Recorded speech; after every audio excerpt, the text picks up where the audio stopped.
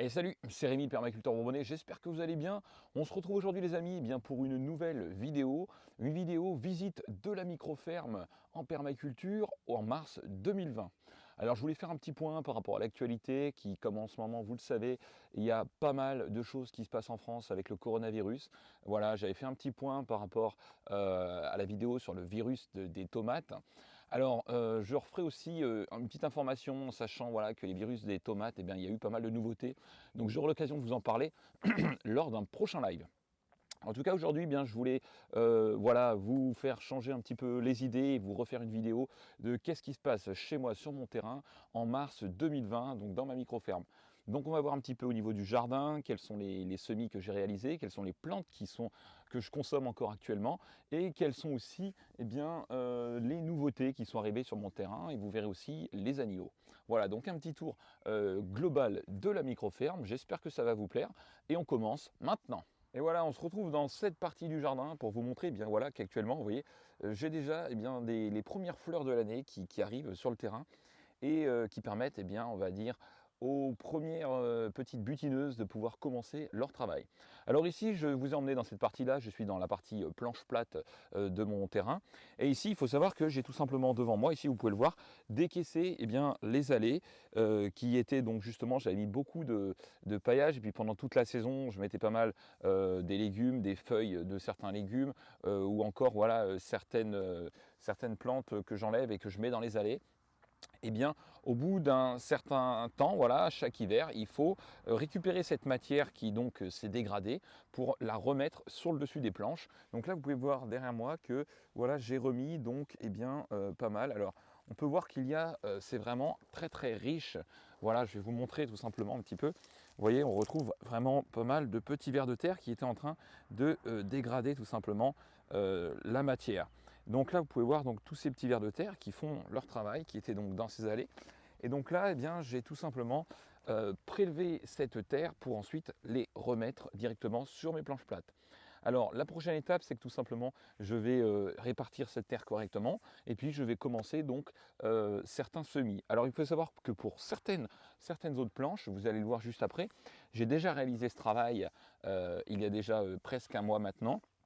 Et ce sont des planches qui sont déjà semées et où il y a tout simplement, eh bien, vous le verrez, donc un petit grillage avec un voile de forçage juste dessus, ce qui me permet tout simplement, eh bien voilà, de pouvoir faire naître un petit peu, même si les températures nocturnes sont encore un peu fraîches, d'avoir pas mal de plantes. En l'occurrence, là j'ai fait des laitues, des radis, vous allez voir ça juste après.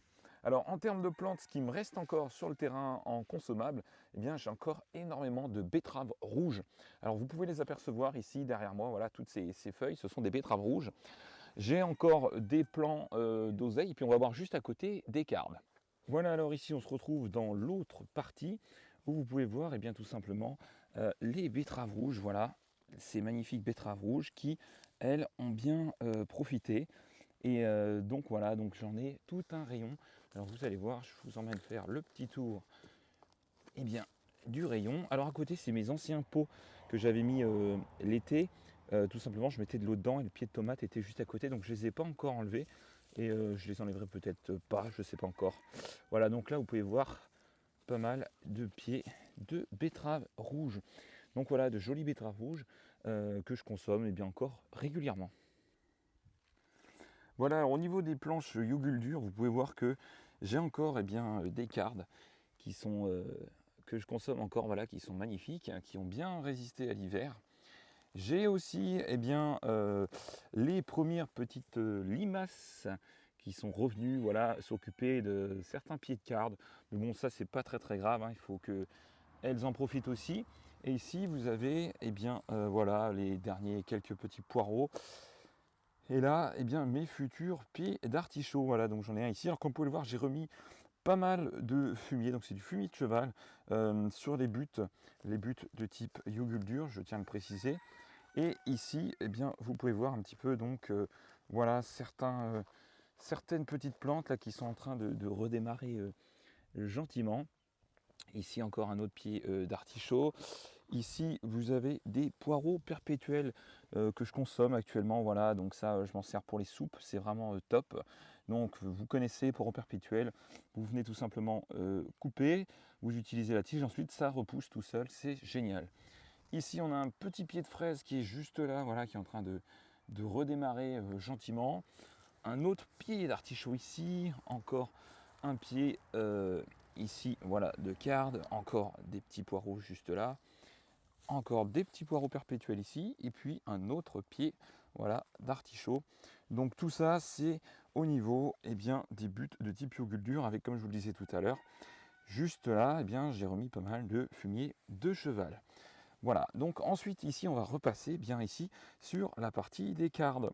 Donc là vous pouvez voir que j'ai encore énormément de cardes. Alors petit point aussi, juste à côté on a le parc, enfin le passage de mes canards coureurs indiens ainsi que de mes poules. Et vous voyez que j'avais tout simplement semé du gazon cet automne et il a bien sorti, voilà, donc actuellement ils viennent le manger, mais pour l'instant il a bien résisté au piétinement, etc. Donc je suis assez content du résultat. Voilà donc tous ces petits pieds de cardes que vous pouvez voir, il y en a plutôt pas mal et donc ça me permet, voilà, de pouvoir encore en consommer.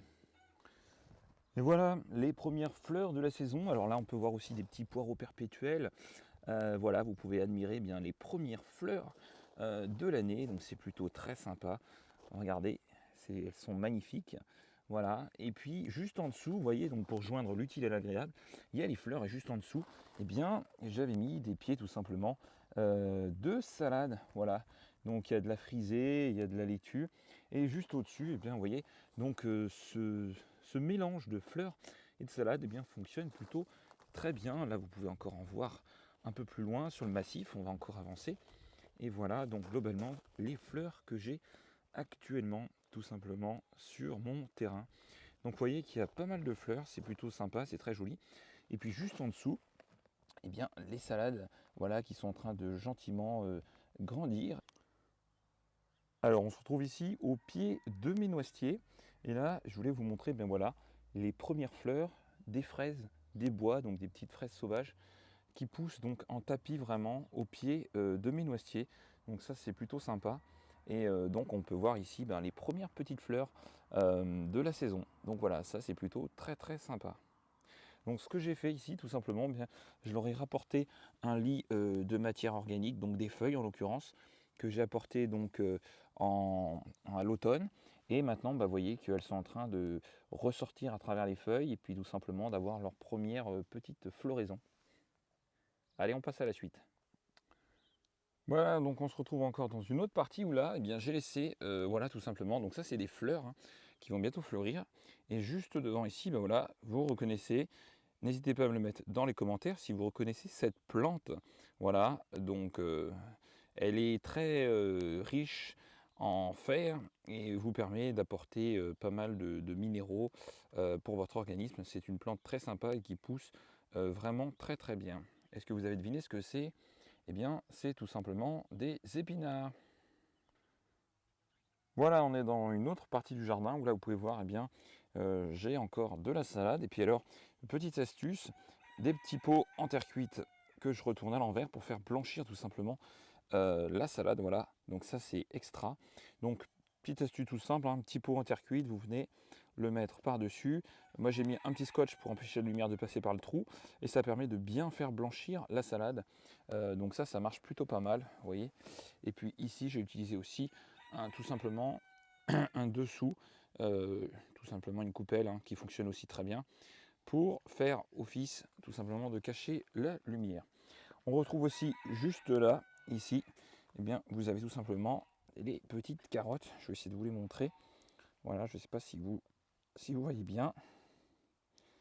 Voilà, donc on a les petites carottes qui sont ici. Vous voyez, j'en ai pas mal qui sont juste là. Il y en a un petit peu ici. Et là, c'est tout un petit massif où c'est un petit peu un mélange entre certains radis, des pieds de salade, de carottes, de laitue, des feuilles de chêne. Voilà, donc un joli petit mélange. Et voilà, on se retrouve ici sous un tunnel. Et vous pouvez voir, voilà, un semis de salade que j'ai réalisé il y a maintenant une quinzaine de jours. Voilà, donc on peut voir ici toutes les petites salades, voilà, qui sont sorties là-bas, un petit peu plus loin. Voilà, on se retrouve sous un autre tunnel. Alors là, vous pouvez voir aussi bien encore d'autres plants, voilà, d'autres plants tout simplement de laitue qui sont sortis. Voilà, alors là, vous voyez qu'il n'y a pas eu un énorme résultat, c'était des graines qui dataient un petit peu, donc voilà. Alors il faut savoir que juste à côté ici, là où il n'y a rien actuellement, ça a été ressemé, donc normalement ça devrait naître bientôt. Voilà, donc en tout cas, il y a quand même quelques pieds qui sont nés, hein, sur ce sachet de graines qui était un petit peu vieux. Mais j'ai tenté le coup et en tout cas ça a fonctionné. Comme quoi, si vous avez des vieux paquets de graines chez vous, n'hésitez pas à ne pas les jeter, mais semez-les, puis vous verrez bien ce qui se passe, hein. Même s'il n'y a que quelques pieds, c'est toujours ça de prix. Allez, à plus. Voilà, alors actuellement ici vous avez des semis tout simplement de radis. Voilà, alors là vous pouvez voir qu'il y a pas mal de radis qui sont nés. Voilà, je vais essayer de vous les montrer. Alors, il y a un peu le soleil, c'est un petit peu pénible. Voilà un petit peu les radis là qui viennent de naître. Et il y en a comme ça deux petits rayons là que vous pouvez apercevoir. Deux petits rayons de radis, voilà, qui poussent. Et puis juste à côté ici, j'ai pas mal de plants de salade. Voilà, donc là il y a pas mal de plants de salade qui sont ici et qui pareil poussent tranquillement, tranquillou. Donc voilà un petit peu ce que ça donne. Donc en tout cas écoutez, j'espère que cette petite vidéo sur la visite de la microferme en permaculture vous aura plu. Et puis moi je vous dis donc à très bientôt pour de nouvelles vidéos. Ciao ciao. Voilà, on se retrouve dans la serre ici et j'ai tout simplement, comme vous pouvez le voir, un tapis de mâche. Voilà, donc tout ça, ça s'est semé tout seul. Donc j'en récolte, vous voyez ici, là j'en ai récolté la semaine dernière. Et ça repousse, voilà ici vous voyez une autre partie que j'avais récoltée il y a déjà à peu près une quinzaine de jours, qui est déjà en train de bien repousser. Et puis là vous avez des parties qui sont vraiment beaucoup plus grandes. Voilà, je vais vous montrer, j'en arrache un plan. Donc voilà un plan tout simplement de mâche. Et ça c'est vraiment extra. Alors ce que je fais c'est qu'en fait quand je les récolte, je les arrache pas, hein, je les sectionne à peu près en laissant deux feuilles comme ceci. Voilà, donc je laisse juste deux feuilles comme ça. Et ensuite le plan va tout simplement repousser de par lui-même. Et ça va me permettre d'avoir des tapis comme ça complets. Alors vous voyez que j'ai aussi quelques petites adventices, hein. Voilà, mais bon ça ne me pose pas de soucis puisque elles ne me gênent pas. Donc pour l'instant j'en laisse, même si quand j'arrive de temps en temps j'en enlève certaines. Mais sinon globalement voilà, j'ai vraiment le tapis est tellement dense qu'il n'y a pas d'adventice qui s'implante, hein, en sachant qu'une adventice c'est une plante qui à l'endroit où elle se trouve est indésirable. Alors on se retrouve dans la partie basse-cour tout simplement de la microferme. Et ici vous voyez dans le sol de la basse-cour, j'avais emmené du foin il y a quelques temps, du vieux foin. Et on peut voir que il est en train de se dégrader gentiment et que les poules le grattent régulièrement. Ce qui permet tout simplement d'apporter de la nourriture à mon sol. Ici on se retrouve sous mon cerisier, donc ça permet d'apporter de la nourriture en l'occurrence au cerisier. Allez, on passe à la suite. Alors on se retrouve là juste à côté de la mare, hein, voilà, dans la partie qui est vraiment à côté de la mare. Et ici, vous pouvez voir que j'ai recréé un petit jardin. Alors c'est plus un jardin, j'appelle ça le jardin des batraciens, tout simplement parce que cette zone-là, jusqu'à maintenant, il y avait les volailles qui pouvaient venir autour.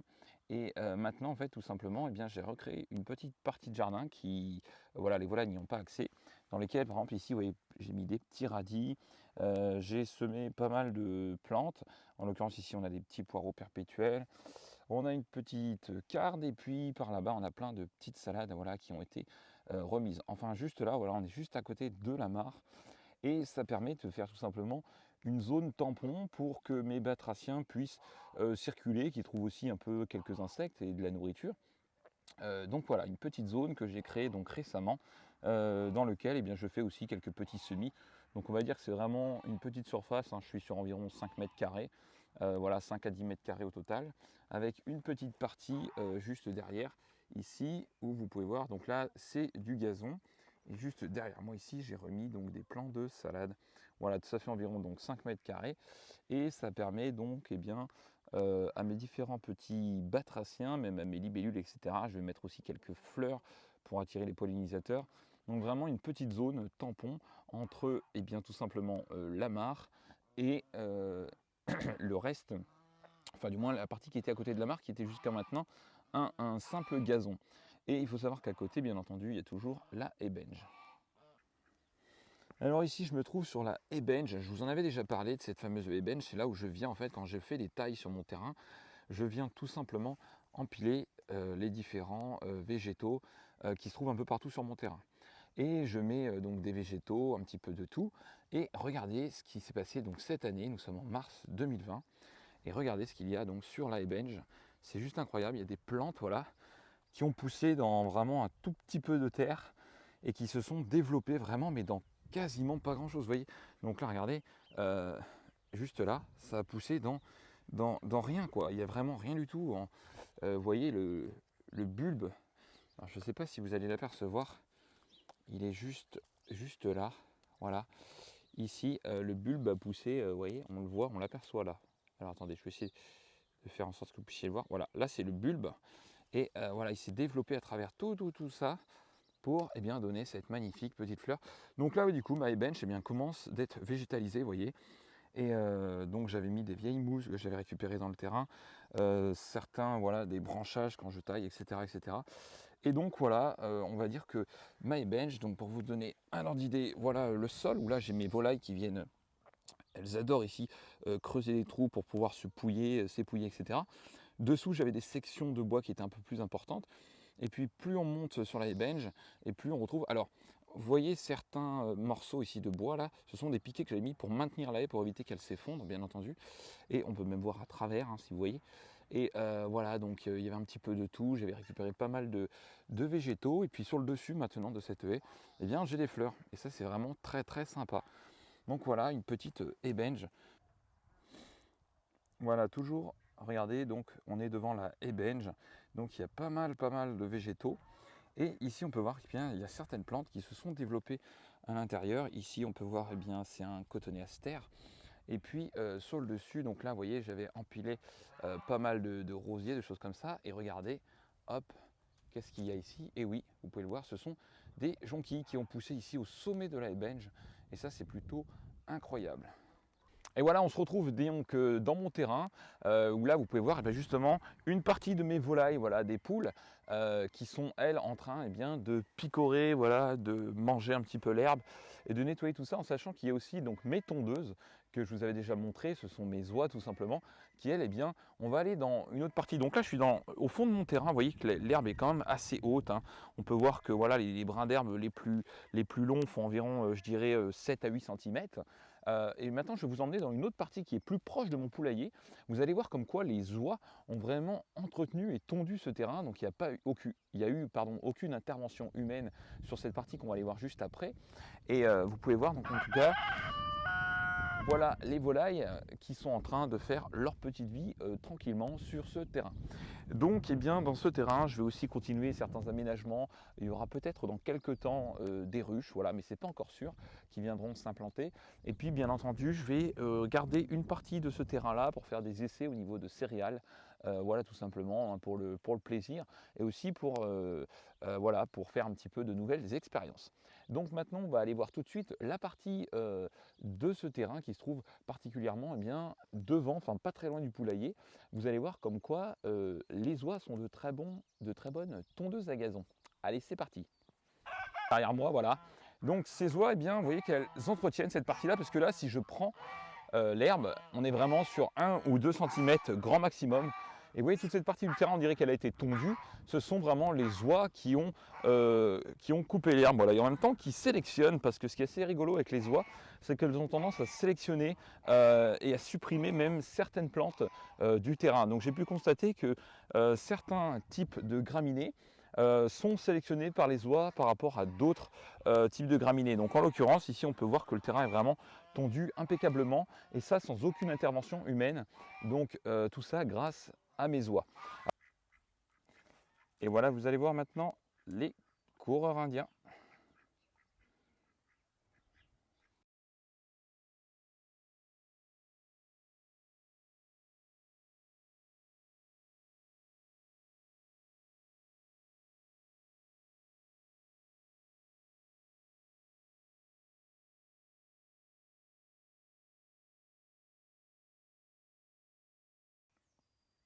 Et voilà, je voulais vous montrer le petit nouveau qui vient d'arriver dans la permaculture. C'est tout simplement un petit cailletot, voilà, une petite caille qui est très très sympa et très très amicale. Allez, viens, hop. Voilà, je vous le montre d'un petit peu plus près. Voilà, donc un nouveau venu dans la permaculture qui est donc arrivé bien cette semaine. Voilà, je voulais donc bien vous le montrer. Alors je ne vais pas encore donner de petits noms. Si vous avez des idées, n'hésitez pas à le dire dans les commentaires juste en dessous de cette vidéo.